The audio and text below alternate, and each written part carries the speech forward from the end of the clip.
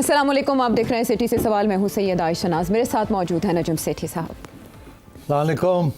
सेठ साहब, आखिरी शो हमारा 3 मई को हुआ था पिछले हफ्ते, और हफ्ते का दिन था उससे लेकर आज तक 5 दिन गुजर चुके हैं। बहुत कुछ इन 5 दिनों में बदल चुका है। 3 मई को जो हमारा शो था उसमें आपने बात की पहलगाम अटैक की, और आपने इस बात पर दलाइल दिया कि वो फॉल्स फ्लैग ऑपरेशन था। इसके अलावा आपने एक प्रेडिक्शन की थी कि इंडिया कोई ना कोई कार्रवाई तो ज़रूर करेगा, और वो कार्रवाई 6 से 7 मई की शब हो गई। 12:40 के बाद अटैक शुरू हुए, मिसाइल अटैक, और उन्होंने डिफरेंट जो टारगेट्स उनको निशाना बनाया, और वो क्लेम कर रहे हैं कि उन्होंने कामयाबी के साथ और नहायत अनइमेजिनेबल तरीके से ये कामयाबी के साथ निशाना बनाया। लेकिन जो इंडिया ने किया उस पर भी सवाल खड़े हो गए, और फिर ये सवाल भी कि ये कहाँ तक जाएगा मामला, और पाकिस्तान क्या बदला लेगा या नहीं। पाकिस्तान ने उसको जिस तरह जवाब दिया उस पर भी सवाल खड़े हो गए कि वाकई राफेल तैयारी गिराए गए या नहीं गिराए गए, क्योंकि इंडिया में मीडिया इस पर उन्होंने अपने होंठ सी दिए। उसके बाद सवाल ये उठा कि ड्रोन्स पाकिस्तानी हदूद में इतनी अंदर तक कैसे आ गए। दोनों हुकूमतों के अपने अपने वर्जन्स हैं, वहाँ भी इजलास हो रहे हैं, ब्रीफिंग्स हो रही हैं। पाकिस्तान में भी आज बहुत अहम ज़बरदस्त ब्रीफिंग DGI SPR की जानिब से दी गई, और इसहाक डार साहब का भी वर्जन सामने आया, उस पर भी बहुत से सवाल हैं। तो मैं आपसे इसी सीक्वेंस में सवाल दर सवाल करती जाऊँगी, क्योंकि 22 अप्रैल से लेकर 6-7 मई तक तकरीबन 2 हफ्ते हो चुके थे, और आपने कहा था कि बैक चैनल डिप्लोमेसी भी, या बैक चैनल जो है वह एक्टिव हो चुके हैं, अमरीका भी उसमें एक्टिव हो चुका है। उसके बाद भी इंडिया ने ये किया, और JD वैंस का जो स्टेटमेंट था आपने उसकी तरफ भी इशारा किया कि ना वो कह रहा है इंडिया को इजाज़त दे रहा है, गो अहेड, और आपने कहा था पाकिस्तानी हुकाम को इस पर प्रोटेस्ट करना चाहिए, जैसे माजी में न्यूक्स के हवाले से जो बाइडन की स्टेटमेंट पे प्रोटेस्ट किया गया था, बट पाकिस्तान की तरफ से प्रोटेस्ट नहीं आया। मेरा पहला सवाल ये हमारी ऑडियंस के लिए भी जो आपको सुनना चाहते हैं, सब ने ये पूछा कि कब है सिटी साहब का शो। तो सिटी साहब सबसे पहले तो ये बताएं कि ये एंटीसिपेटेड तो था कि इंडिया कार्रवाई करेगा, तो क्या भारत ने वाकई अपने टारगेट्स अचीव कर लिए कामयाबी से, और उस पर जो पाकिस्तान का रिस्पॉन्स था वो ठीक रहा या इससे ज़्यादा होना चाहिए था? जी हाँ, पहला सवाल तो यही बनता है। आखिरी सवाल बनेगा आगे क्या होगा। हाँ, जंग होगी कि नहीं होगी। असली जंग जी, वो आखिर में बात करेंगे, और वो भी तब जब पाकिस्तान जवाब देगा या नहीं। उससे पहले मैं आपसे ये पूछूंगी। तो अब सूरत हाल ये है कि मैंने पिछले हफ्ते कहा था कि ये फॉल्स फ्लैग ऑपरेशन था पहलगाम वाला जी, ये खुद करवाया गया था बराह रास्त या इनडायरेक्टली। डायरेक्टली होता है कि अपने बंदे ही करवा के, इनडायरेक्टली होता है करवाया जाता है लोगों से, उनको उकसाया जाता है, उनको ऑर्गेनाइज़ किया जाता है, खुफिया तौर पे उनसे करवाया जाता है। ये पहली दफ़ा नहीं था कि इंडिया की रियासत ने फॉल्स फ्लैग ऑपरेशन किया इस किस्म का। हवाला जो आम तौर पे दिया जाता है वो दिया जाता है 2000 में। उस वक़्त बिल क्लिंटन आए हुए थे इंडिया, और पाकिस्तान भी आना था, इसका जिक्र मैंने किया जी। और फिर उस वक़्त एक सिखों के ऊपर एक मैसेकर हुआ था, और मेरा ये मौक़िफ़ था कि ये ख़ुद करवाया गया और पाकिस्तान का नाम लगाया गया, क्योंकि वो चाह रहे थे कि क्लिंटन पाकिस्तान को सेंशर करे, कुछ सैंक्शंस लगाए वगैरह। उस वक़्त तक मुशर्रफ ने कू किया हुआ था पाकिस्तान में, और क्लिंटन सोच रहा था जाऊँ या ना जाऊँ।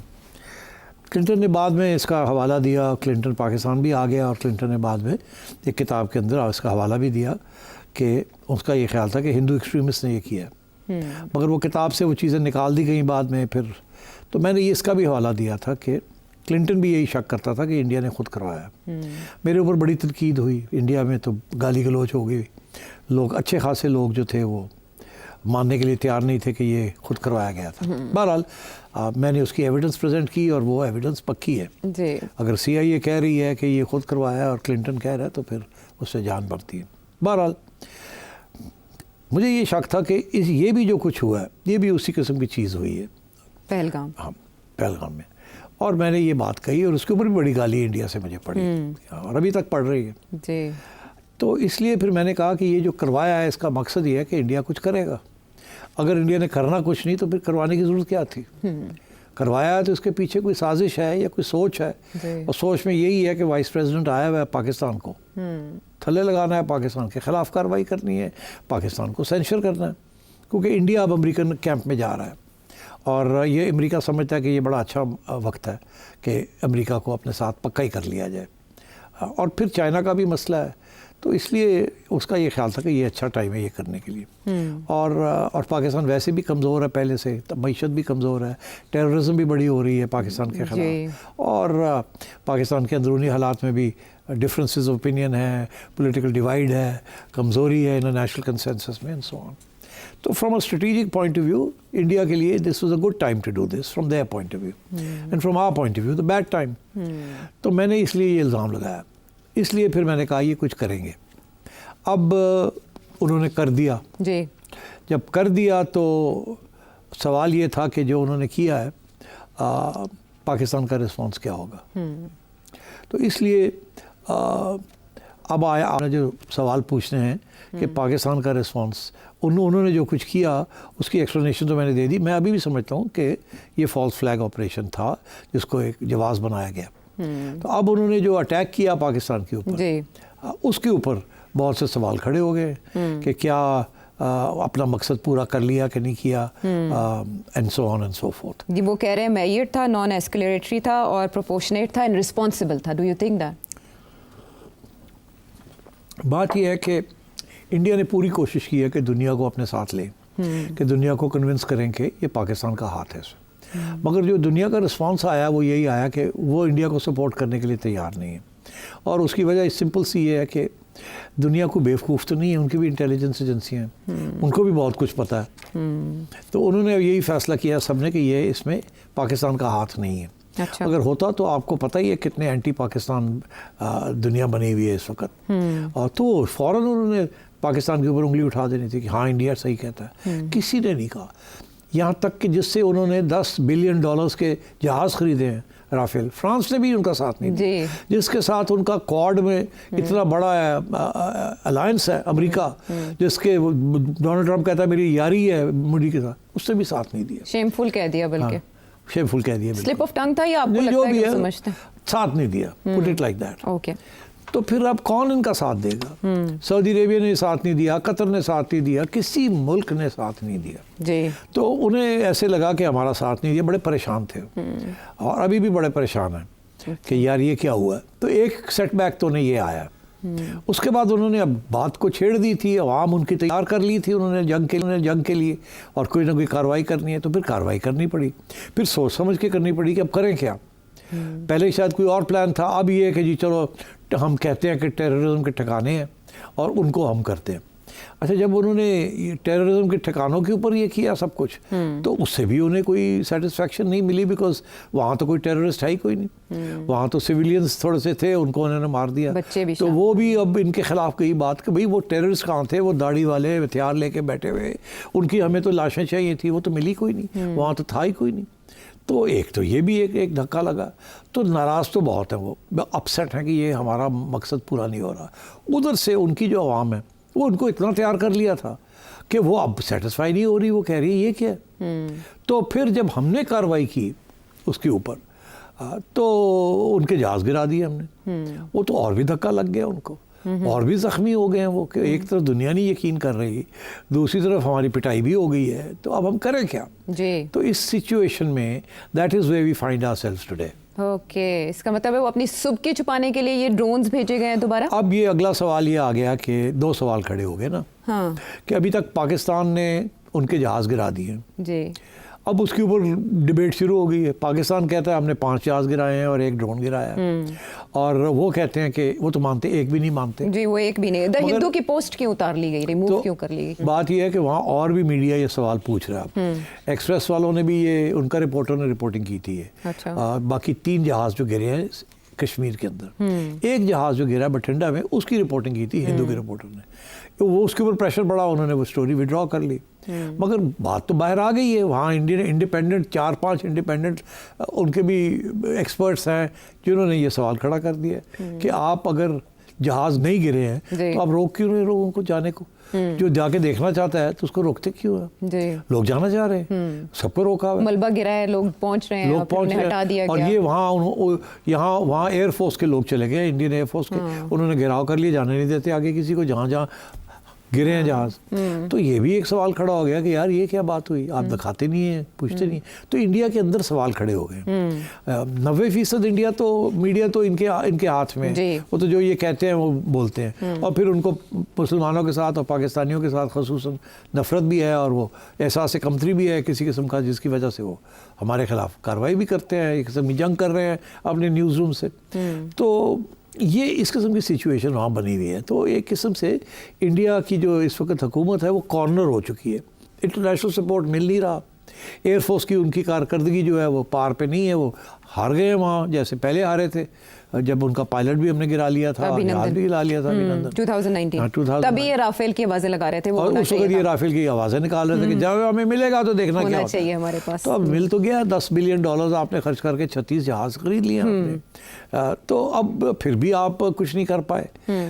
तो अब सिचुएशन ये है कि, और फिर इन्हें ये भी डर लगा हुआ है कि कुछ ज़्यादा बड़ा हमला किया तो शायद पाकिस्तान की मदद चाइना आ जाए। अगर चाइना आ गया तो फिर ऊपर क्या होगा, ऊपर चाइना ने अपनी फोर्सेस मूव कर ली तो वो लद्दाख के अंदर तो क्या होगा। तो प्रॉब्लम्स तो हैं, मगर इन्होंने एक कदम उठा लिया है और वो बैकफायर कर गया। अब अपने आप को इसमें से निकालना भी है और अपनी पब्लिक को भी खुश करना है। अगर पब्लिक को खुश नहीं करेंगे तो नरेंद्र मोदी बचेगा नहीं, इलेक्शन में उड़ जाएगा अगली इलेक्शन में। और ये किया ही इसीलिए था कि बिहार में भी इलेक्शन आ रही है, बंगाल में भी आ रही है, यूपी में, वगैरह वगैरह वगैरह। तो अब बात यह है कि ये पुरानी उनकी ऑफेंसिव डिफेंसिव डॉक्ट्रिन है, उनका एक ख्याल था बड़ा अच्छा वक्त है ये करने को, वो बैकफायर कर गया। और आपकी अफवाज ने जिस तरीके का मुंह तोड़ जवाब दिया उनको इन टर्म्स ऑफ रिटेलिएशन, तो डिफेंसिव, भाई वो आए, हम तो नहीं गए कुछ करने के लिए, हमने तो अभी जाना है करने के लिए, अभी जाना है हमने। हाँ अभी हमने जाना है, ठीक है। अभी तो हमने इंतकाम नहीं लिया, अभी तो हमने अपने आप को डिफेंस में हमने जो कुछ किया आप एग्रेशन कर रहे थे, हमने अपने आप को डिफेंड किया, मगर हमने तो अभी कार्रवाई नहीं की। बदला तो लेना है शहादतों का, बिल्कुल लेना है। सिविलियंस। तो अब ये है कि तो अब सूरत हाल ये है कि इंडिया जो है वो परेशान है, और ऊपर से हुआ ये जैसे तवक्को थी कि जब ये इस स्टेज पे बात आएगी कि वो कुछ करेंगे, हम डिफेंस में कुछ करेंगे, फिर हम ऑफेंस में कुछ करेंगे, तो वो काउंटर ऑफेंस करेंगे, तो बात आहिस्ता आहिस्ता एस्केलेटरी लैडर में चढ़ जाएगी कि एक के बाद दूसरा उससे ज़्यादा करेगा। तो अब ये वो स्टेज आ रही है कि अभी तक तो ठीक है, अभी तक तो उन्होंने कुछ किया, हमने डिफेंड कर लिया अपने आप को। अब जो खर्चा ये है कि अब जब हम ऑफेंस करेंगे, बदला लेंगे, तो फिर इंडिया क्या करेगा। अच्छा, ऑफेंस की तरफ जाने से पहले सेठ साहब, वज़ीर आज़म पाकिस्तान ने भी कहा, DGISPR ने भी कहा, इसहाक डार साहब ने भी ये कहा कि हम 10 से 12 उनके तैयारे लॉक कर चुके थे, लेकिन फिर ये इंस्ट्रक्शंस आई कि जो पेलोड गिराएंगे सिर्फ उन्हीं जहाज़ों को टारगेट किया जाए, और हमने 5 तैयारे टारगेट किए, 10 से 12 को कर सकते थे। इतनी रिस्ट्रेंट का मुजाहरा क्यों किया गया जब 80 जहाज़ फ़ज़ा में मौजूद थे अकॉर्डिंग टू वज़ीर आज़म? देखिए, दो बातें हैं। एक तो हर बात नहीं माननी चाहिए, ये खूब प्रोपेगेंडा भी होता है ना इसमें, कि हम चाहते तो 20 गिरा सकते थे, हम चाहते तो 12 गिरा सकते थे। तो अगर आप 12 गिरा सकते थे तो आपने फिर रेस्ट्रेंट शो की ना, यही आप बताना चाह रहे हैं ना, कि हम 12 गिरा सकते थे, वो कुछ भी नहीं कर सकते थे, और हमने 12 गिरा सकते थे, हमने गिराए नहीं। अच्छा, तो इसका ये मतलब है आप बताना ये चाह रहे हैं हमारी हुकूमत कि हमने बड़ा तहम्मुल से काम लिया, हमने उसको ज़्यादा नहीं बढ़ने दी बात को, जितना कम से कम हमने किया अपने डिफेंस में। इशारा ये है ज़्यादा कर सकते थे, किया नहीं, रेस्ट्रेंट शो किया। ठीक, ये एक अपने तरफ तारीफ अपनी कर रहे हैं कि हम चाहते तो बहुत कुछ कर सकते थे अपने अवाम को बताने के लिए, मगर दुनिया को बताने के लिए हमने किया नहीं। राइट, ओके, दोनों चीज़ों से अपने आप को प्रोटेक्ट कर लिया। ठीक है, ठीक है। मगर क्या ये सही बात है कि 12 गिराना चाहते तो गिरा लेते, ये पता नहीं सही है या नहीं सही। क्या वो चुप करके बैठे रहते, क्या फिर कार्रवाई बढ़ जाती, क्या होता, वी डोंट नो। बेहतर यही है इसको यही छोड़ दिया जाए कि हमारी आवाम भी खुश है और दुनिया भी खुश है। अभी वो बात आ गई ड्रोन्स की, ड्रोन्स की बात आ गई ना, 2 ड्रोन्स है ना, एक उनकी तरफ से आज जो आई हैं, ये क्यों आई हैं, इसका क्या मकसद है? 29 और हमारे पे इल्ज़ाम ये लग रहा है कि हमने भी ड्रोन्स मारी हैं जिसकी वजह से ये आई जी। वो 15 के करीब टारगेट्स इंडिया के मुताबिक, इंडियन मीडिया के मुताबिक, और गवर्नमेंट के मुताबिक, इंडियन गवर्नमेंट के मुताबिक, गवर्नमेंट के मुताबिक। ठीक, तो दोनों को ज़रा देख लेते हैं। पहली बात तो ये है कि ये मेरा मौक़िफ़ ये है कि यहाँ ये भी फॉल्स फ्लैग ऑपरेशन है। ये जो उन्होंने अपनी ये जो ड्रोन्स गिरी है ना सिखों के ऊपर, पंजाब में गिरी हैं, इंडियन पंजाब में गिरी है, राजस्थान में इधर उधर, लुधियाना, अमृतसर, और वो भी एक फॉल्स फ्लैग ऑपरेशन किया है इन्होंने। ओहो, अच्छा। और किस लिए? ताकि ये अपनी ड्रोन्स यहाँ भेज सकें। ओके, उसके बदले के तौर पर बता सकें कि देखिए पाकिस्तान ने रात को किया, हमने दिन के वक्त कर दिया, ये इल्ज़ाम है कि पाकिस्तान ने रात की पाकिस्तान की ड्रोन्स आई। पहली बात तो ये है कि किसी ये जो इन्होंने किया ना, जो कि पंजाब, इंडियन पंजाब में लगाई हैं जो ड्रोन्स, और पाकिस्तान का नाम लगा दिया, ये पाकिस्तान को सिखों के दरमियान बदनाम करने के लिए, क्योंकि वो है ना एक सिंपथी पाकिस्तान के लिए, खालिस्तान के जो सेंटिमेंट है, जी जी, तो वो सिखों को ये कहने के लिए कि ये देखें पाकिस्तान की ड्रोन्स आपके ऊपर गिर रही हैं। दरअसल ये बिल्कुल उसी किस्म की बात है जो हिंदुओं को जो मारा गया वहाँ पहलगाम में हाँ। ये सिखों के ऊपर भी गिरा के इशारा के पाकिस्तान ने किया, मजहबी मुनाफरत के लिए हाँ। इस्तेमाल करें। तो ये इंडियन सिख्स की सिंपैथी लेने के लिए, हमदर्दी लेने के लिए ये पाकिस्तान का नाम लगाया जा रहा है। जैसे वहाँ जिसके लिए जवाज बनाया था, ये फिर वही है। अच्छा। तो ये भी एक फॉल्स फ्लैग ऑपरेशन है, बिकॉज जैसे DG ISPR ने कहा कि सुना कि हमारी तरफ से कुछ मिसाइल्स गिरी हैं, किसी ने कहीं को बम भी नहीं फटा, कोई आग भी नहीं लगी, आग ही लगा देते तो पता लगता कि शायद तो मतलब है कि मजाक ही है। मगर ये बिल्कुल इस किस्म की है कि ये किया इन्होंने खुद है, छोटी मोटी ठाठू करके, ताकि पाकिस्तान के ऊपर ये करे, पहली बात। तो इसमें इससे ज़्यादा नहीं है इसके अंदर कुछ जी। दूसरी बात ये है कि इन्होंने क्यों किया ड्रोन्स के साथ हमला। अच्छा, इसमें कुछ थोड़ी सी टेक्निकल बात है, मगर मैं मुख्तसर बात करूंगा। अच्छा। ये आप जो लोग इसको टेक्निकली समझना चाहते हैं, इंटरनेट के ऊपर बड़ा कुछ, और अपने हमारे DG ISPR के जो लोग हैं वो भी एक्सप्लेन कर देंगे इनको। ये जो ड्रोन्स हैं ये सिविलियंस के ऊपर अटैक के लिए नहीं आई थी, इंडिया की ड्रोन्स। सुबह डिफेंस के अंदर लाहौर में, उधर पिंडी में, इधर उधर कराची तक पहुंच, कराची तक ये ड्रोन, कैसे लोग डर गए कि पता नहीं क्या हो गया। इसके बेसिकली दो मकसद थे। एक मकसद ये था कि आम शहरी के अंदर खौफ और ठा हो गई, लोगों ने हुआ रिएक्शन हुआ यहाँ। कुछ लोगों ने कहा जी हमें तो नींद ही नहीं आई उसके बाद, ज़ाहिर है बच्चे ये वो वगैरह कैसे, थ्रेट ऑफ वॉर तो है ना। तो दूसरी तरफ ये था कि ये they were not aimed at civilians, indeed मैं कहता हूँ ये मिलिट्री टारगेट्स भी नहीं थे इनके। ये जो ड्रोन्स थी ये स्पेशल किस्म की ड्रोन्स थी। ड्रोन्स की भी 3-4 कैटेगरीज होती हैं। एक कामिकाज़े ड्रोन्स होती हैं जो कि खुद ही डाइव करके और एक्सप्लोड करती हैं, जैसे कामिकाज़े पायलट्स थे ना जापान के, सुइसाइड जिन्होंने करते थे, पर्ल हार्बर से ये निकला कामिकाज़े पायलट्स। तो ये कामिकाज़े ड्रोन्स होती हैं। फिर इंटेलिजेंस गैदरिंग ड्रोन्स होती हैं, ठीक, एंड सो ऑन। 3-4 किस्म की ड्रोन्स होती हैं। ये वो ड्रोन्स थी जो एक किस्म की आ रही थी, और उनका ये ख्याल था कि जब पाकिस्तानी इनको देखेंगे कि ये आ रही हैं तो इनको मारने की कोशिश करेंगे, बिकॉज ये समझेंगे ये अटैक करने आ रही हैं, अटैक ड्रोन्स हैं ये।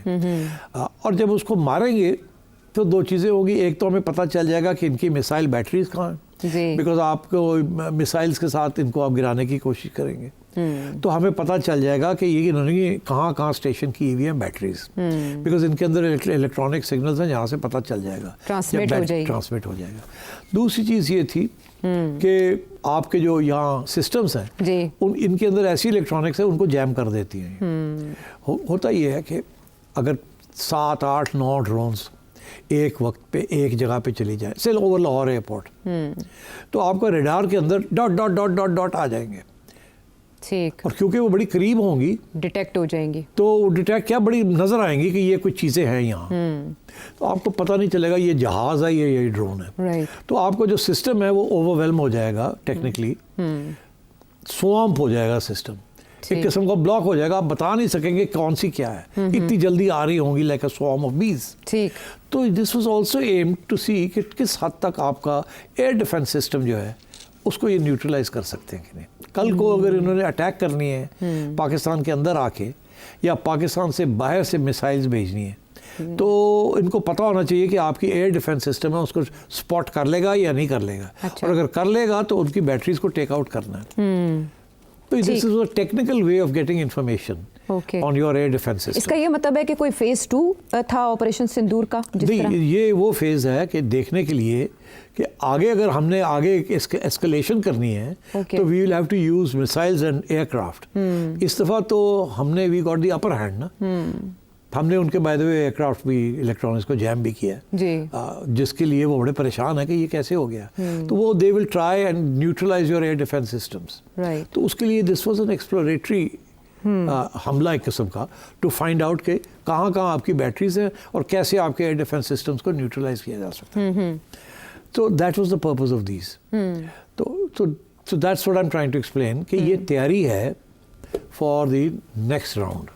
नेक्स्ट राउंड में पहला वार कौन करेगा? क्योंकि अभी तक के एनालिसिस में ये समझियो कि पहलगाम अटैक फॉल्स फ्लैग था, बहाना बना के पाकिस्तान में डिफरेंट टारगेट्स को निशाना बनाया गया और शहादतें हुई। उसके बाद वहाँ 15 मकामात पर भी फॉल्स फ्लैग कराया गया, फिर ड्रोन भेजने का जवाब बनाया गया। अब पाकिस्तान क्या करेगा, उस पर जो सवाल है वो ब्रेक के बाद आके मैं आपके सामने रखती हूँ, क्योंकि आज का प्रेसर भी बड़ी अहमियत DGI ASPR की जानिब से और इसहाक डार साहब की जानिब से किया गया। पाकिस्तान की तरफ से क्या इशारे हैं, वज़ीर दिफा क्या कह रहे हैं, ब्रेक के बाद बात करते हैं।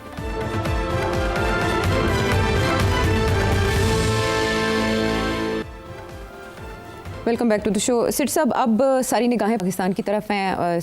Secretary of state Marco Rubio की भी आज वज़ीर आज़म पाकिस्तान से बात हुई, जिसके बाद इसहाक डार साहब की प्रेस कॉन्फ्रेंस हमने बहुत गौर से सुनी कि वो क्या इशारा कर रहे हैं। वज़ीर दिफा अलबत्ता बड़े बरहम थे, उन्होंने कहा है कि अब जो है वो पाकिस्तान के ऊपर वाजिब हो गया है कि वो अपना बदला ले, स्पेशली ये ड्रोन्स भेजे जाने के बाद।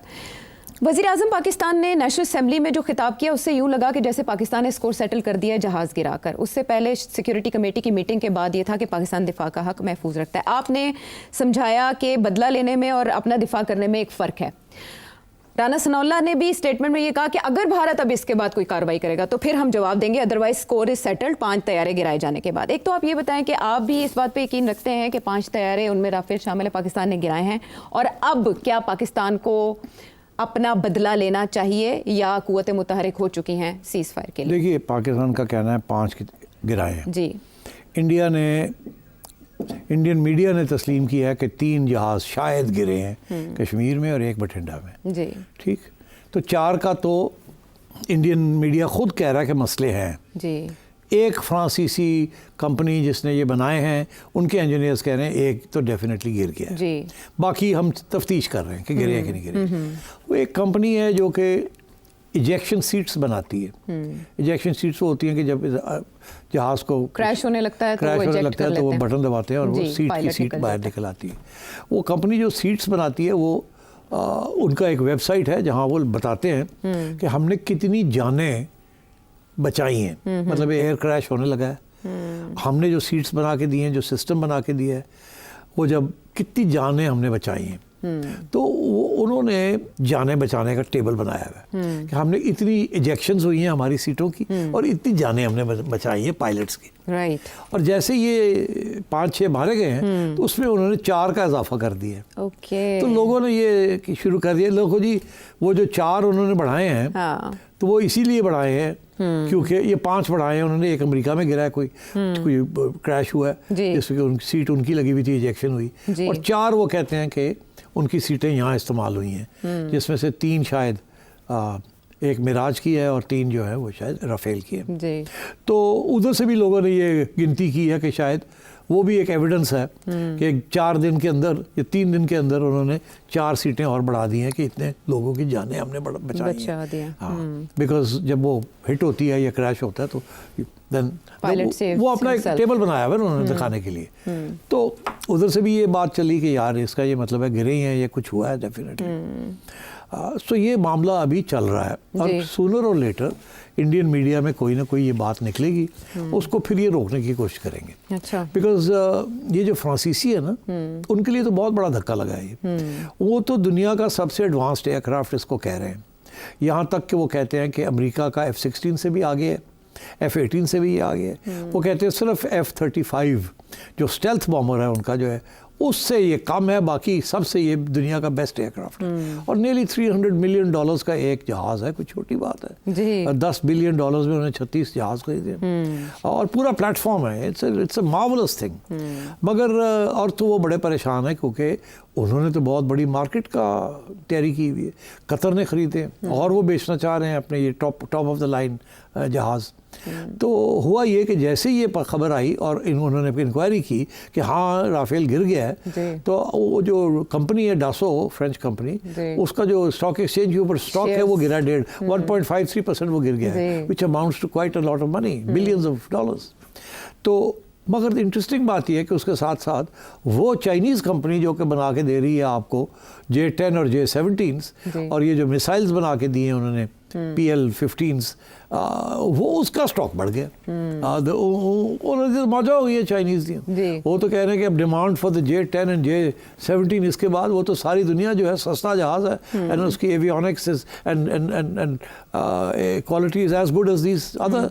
तो वो तो they are delighted the Chinese, वो तो खुशी से ही मर रहे हैं बेचारे। और ये जो है फ्रेंच जो है बड़े परेशान हो गए। तो इसका ये मतलब है जो परेशानी हमें नहीं है, कुछ हुआ है जिसकी वजह से दे आर अपसेट कि हमारा जहाज जो है इतना ज़बरदस्त जहाज ये इंडियंस ने किया, इतनी अच्छी मार्केटिंग और उसके बाद ये उसके बाद 1 घंटे के अंदर ढेर हो गया।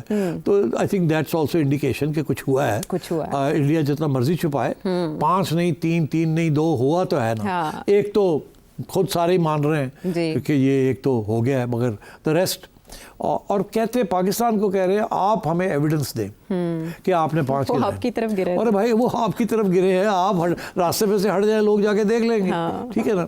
अच्छा मैं ये भी आपको बता दूं कि इनके पास एविडेंस होगी, ये अभी दिखा नहीं रहे हैं। उसकी वजह ये है कि जब मिसाइल लॉक कर जाती है ना एक टारगेट के अंदर, तो you can take a picture of it, वो रिकॉर्ड में आ जाती है, आपके जो इंटरनल रिकॉर्ड होता है कि you locked into a Rafale. ऐसे लॉक वो बच नहीं सकता। Once you are locked in then you can't escape. The only way to escape is कि आप रेंज से बाहर निकल जाएं from the range of the missile. Missile की रेंज जो है it's quite a long distance. J-10 जो है उसका रेडार जो है वो कोई 200 मील तक वो J-10 का रेडार जो है वो नज़र आ जाता है उसको। अच्छा। कि कौन लॉक इन कर लेता है। और जो J-17 है वो भी 150 के करीब उसकी छोटी रेंज है। उसकी चुन जो है ना आगे से छोटा रेडार लगा हुआ है उसमें, तो वो कम है।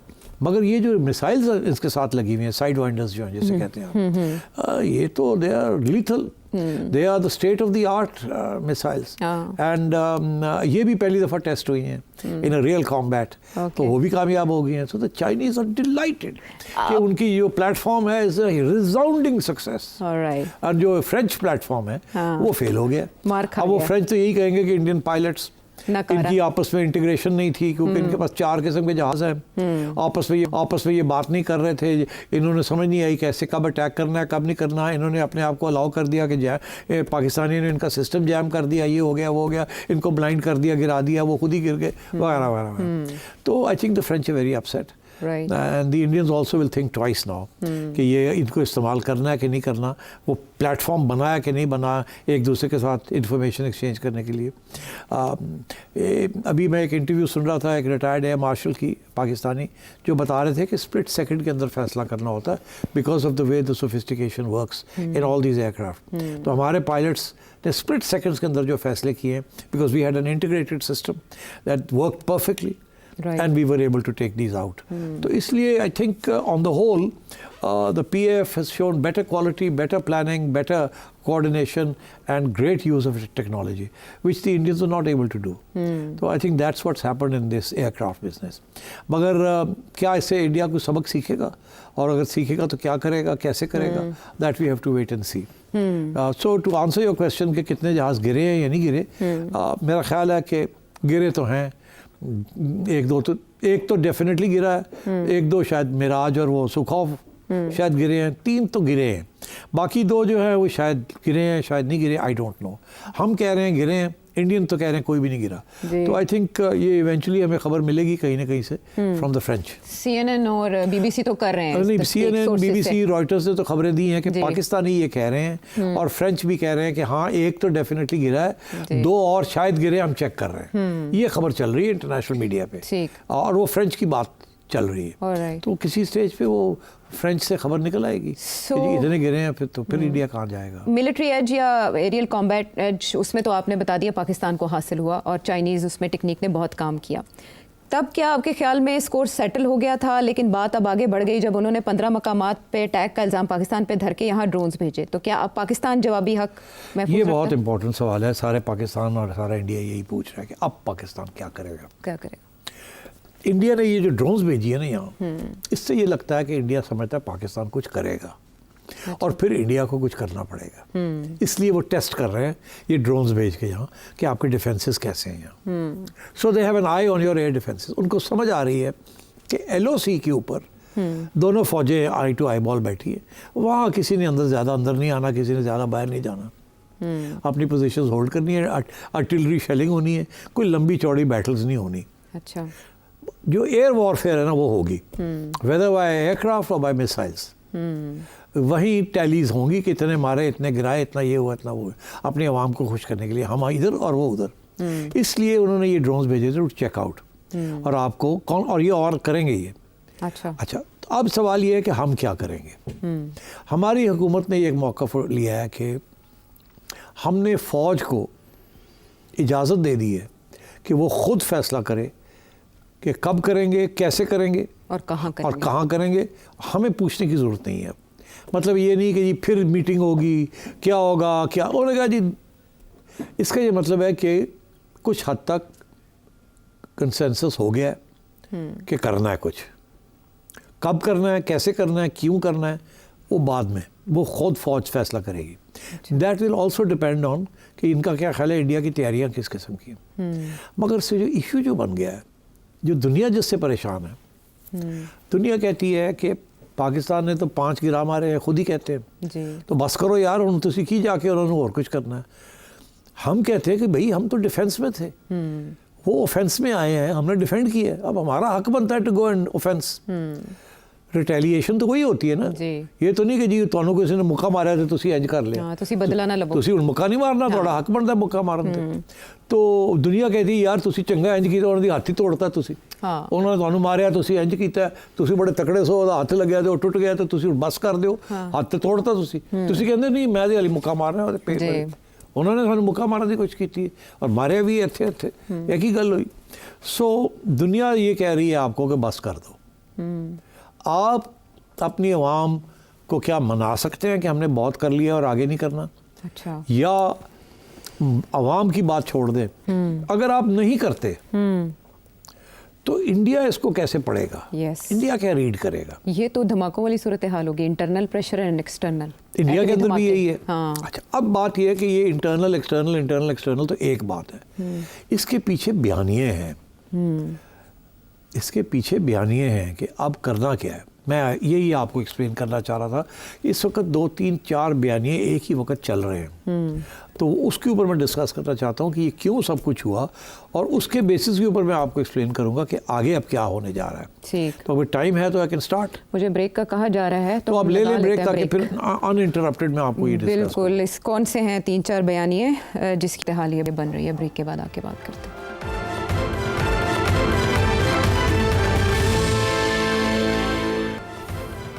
Welcome back to the show. Seth साहब, कौन से कैटलिस्ट हैं, कौन से अवामिल? अच्छा जी, पहली बात तो ये है कि सवाल ये है कि एस्केलेशन कौन करेगा।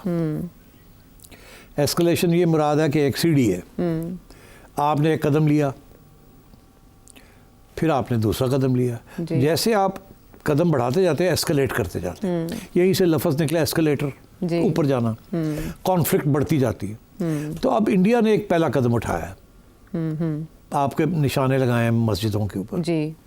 उसके बाद अभी आपने कुछ नहीं किया, अभी हमारा ये मौक़िफ़ है, हमने तो अभी रिस्पॉन्ड ही नहीं किया, हमने तो डिफेंड किया, हमने तो अपने आप को डिफेंड किया जी। जब हम वो दूसरा कदम उठाएंगे, मतलब एक्चुअली दूसरे लैडर के ऊपर दूसरे स्टेप लेंगे, तो वो रिस्पॉन्स होगा। ओके, अच्छा, उसके बाद जो भी आगे जाएगा वो एस्केलेशन होगी। एक आपने किया, एक हमने कर लिया, अब आप तो इक्वल हो गए ना जी। अब अगर इक्वल के बाद आप फिर कुछ करते हैं तो इसका मतलब है आप और ऊपर जाना चाह रहे हैं। तो अब सवाल ये खड़ा हुआ कि एस्केलेशन जो है वो पाकिस्तान कर रहा है या इंडिया करेगा।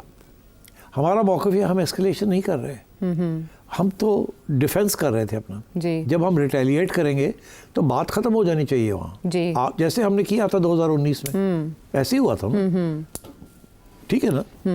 तो अब अगर हम रिस्पॉन्ड करते हैं और इंडिया चुप कर जाता है तो फिर कोई एस्केलेशन नहीं होगी, मगर अगर इंडिया उसका भी फिर जवाब देता है कोई, तो फिर एस्केलेशन होगी वो।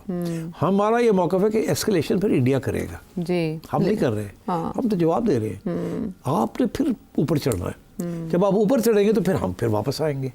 तो एस्केलेशन की जिम्मेदारी है वो आपकी है, हमारी नहीं है। आज इंडिया का बयान आया है जयशंकर साहब का, उन्हें समझ आ गई है कि ये पाकिस्तान का जो मौक़िफ़ है ये तो अब चलेगा। उन्होंने आज बयान दे दिया है कि हम एस्केलेशन नहीं करना चाहते। पता लग गया ना कि जिम्मेदारी आ रही है इधर।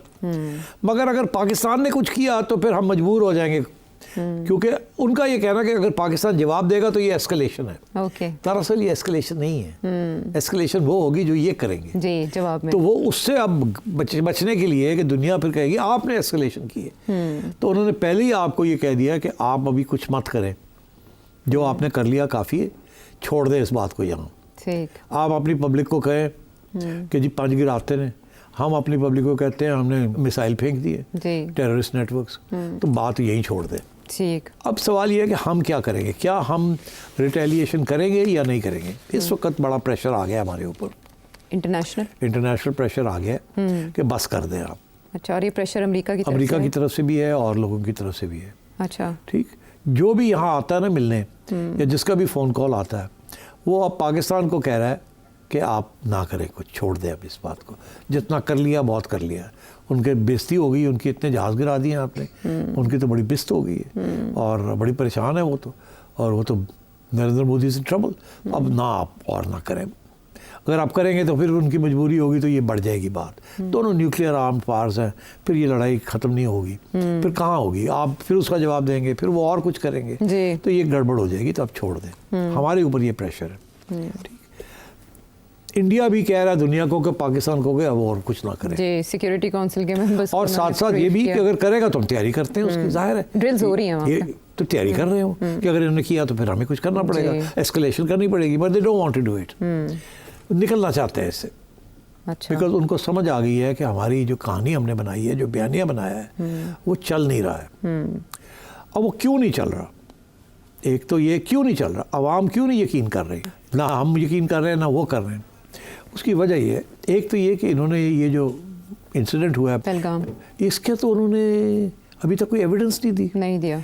दुनिया को पाकिस्तान ने ज़बरदस्त किस्म की इनिशिएटिव लिया है कि जी आओ इंक्वायरी कर लो, न्यूट्रल, हमें भी बुला लें, इनको भी बुला लें, हम आपस में नहीं करते, आप थर्ड पार्टी आके कर लें। इन्हें कहे 2 एविडेंस हैं दे, इंडिया के पास बात नहीं करने को, वो अब उधर जा ही नहीं रहे। जिसका ये मतलब है कुछ छुपाने वाली बात है।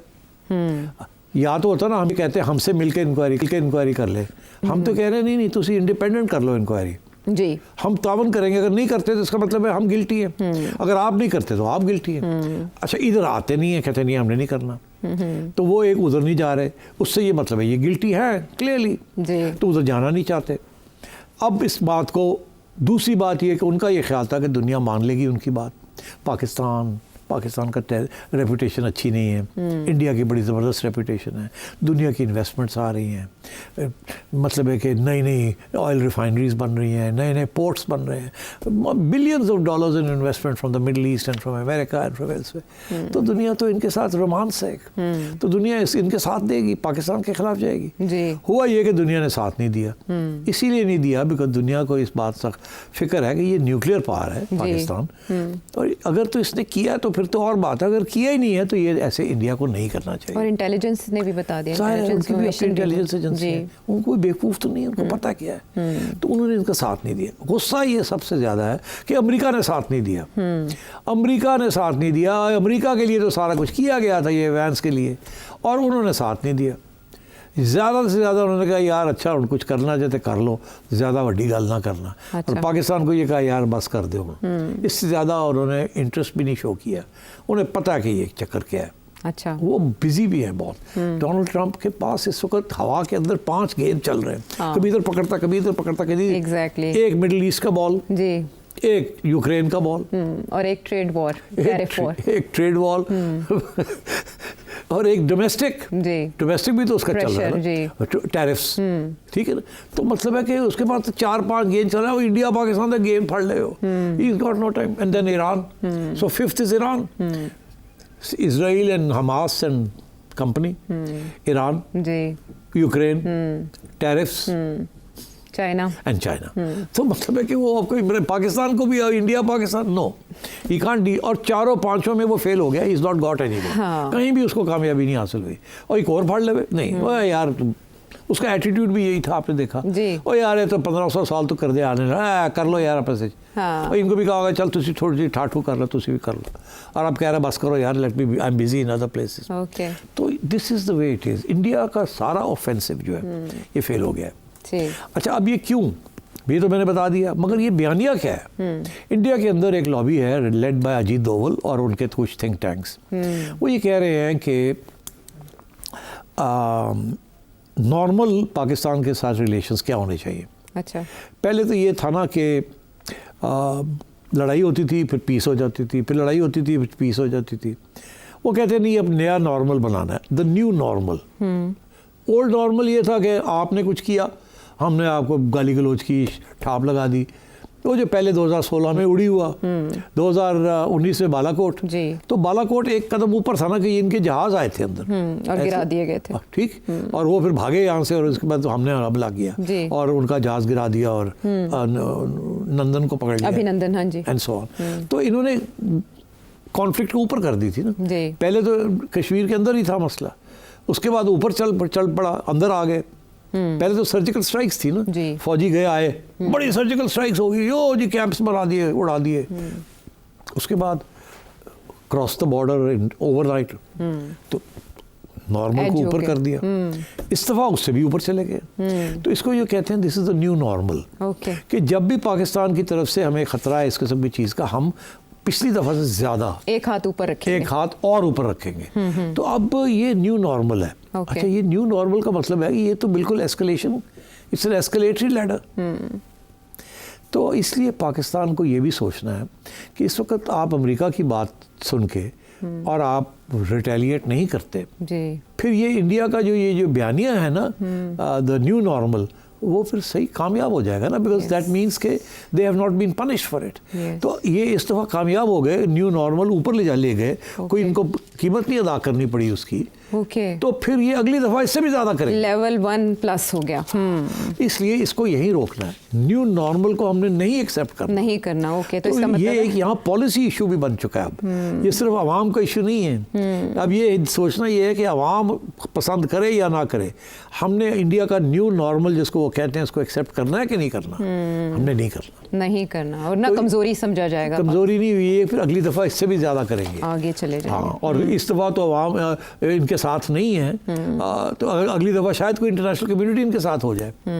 इस दफ़ा तो कंफर्म्ड है कि हमारा हाथ नहीं है।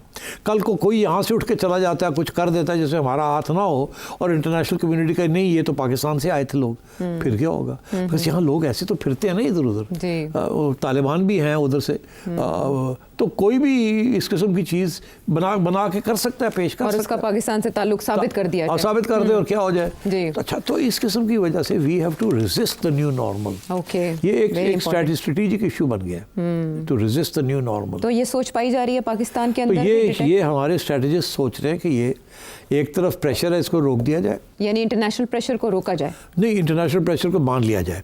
दूसरा ये है कि ना माना जाए, बिकॉज मानने का मतलब यह है कि आपने इंडिया का नया नॉर्मल एक्सेप्ट कर लिया, वो हम नहीं कर सकते, तो we have to respond. Okay. और तीसरा इशू ये है कि ये जब हम रिस्पॉन्ड करेंगे, वी आर नॉट एस्केलेशन नहीं कर रहे, हम रिटेलिएट कर रहे हैं। ओके, एस्केलेशन करेंगे तो उनको कहें कि इसके बाद ना कुछ करें, ओके। तो हमें मत कहें। सिर साहब, आपने ही बताया था आसिम मलिक साहब का राब्ता, वो जो हमारे नेशनल सिक्योरिटी एडवाइज़र भी हैं अब, और DGIS भी, उनका राब्ता इस्टेब्लिश हुआ है उधर अजीत डोवल से। उसके नतीजे में आपको कोई पेशरफ दिखाई दी या अभी वो इनएक्टिव? नहीं, देखिए अभी इस वक्त प्रेशर तो आ रहा है, प्रेशर आ रहा है। मेरा ख्याल है हुकूमत ने ये जो मौक़िफ़ लिया है ना, और फ़ौज ने भी, कि हम करेंगे at a time and place of our own choosing, जब हम चाहेंगे, जिस तरीके से चाहेंगे, कब करेंगे, कैसे करेंगे, इसका फ़ैसला हम खुद करेंगे। उन्होंने ये नहीं कहा कि हम नहीं करेंगे, ये नहीं कहा कब करेंगे, ये बात छोड़ दी है। इसकी दो वजूहत है। एक तो इस वक्त बहुत इंटरनेशनल प्रेशर आ रहा है, आप इस वक्त उसको डिफ्यूज़ करना चाहते हैं। दूसरा ये कि अगर इसके दौरान इंडिया और कोई हमाकत कर देता है तो फिर तो जिम्मेदारी और भी उनकी हो जाती है, फिर हमें कोई रोकना भी मुश्किल हो जाएगा। अब ये ड्रोन्स वाली जो बात की है, एक और जवाब मिल गया हमें, देखें आप देखें, आप हमें कह रहे हैं रिस्ट्रेंट शो करें, वो देखें क्या कर रहे हैं।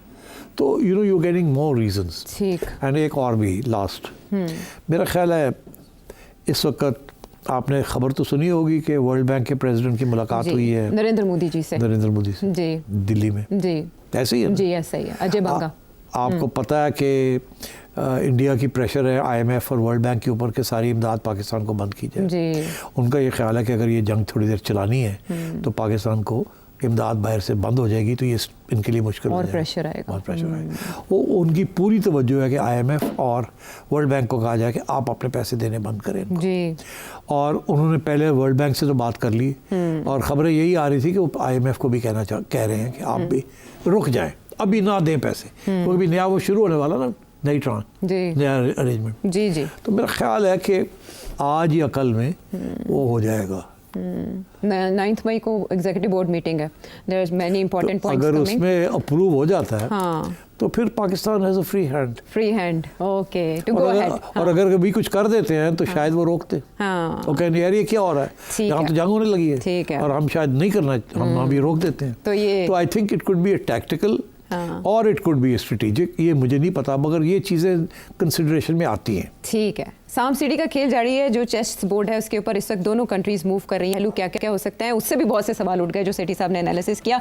आने वाले प्रोग्राम्स में इस पर जवाब देते रहेंगे। आइंदा कुछ घंटे कुछ दिन बहुत अहम है। पाकिस्तान का रिस्पॉन्स क्या होगा, इस सवाल के साथ आपको छोड़े जाते हैं। अगले प्रोग्राम तक के लिए इजाजत दें।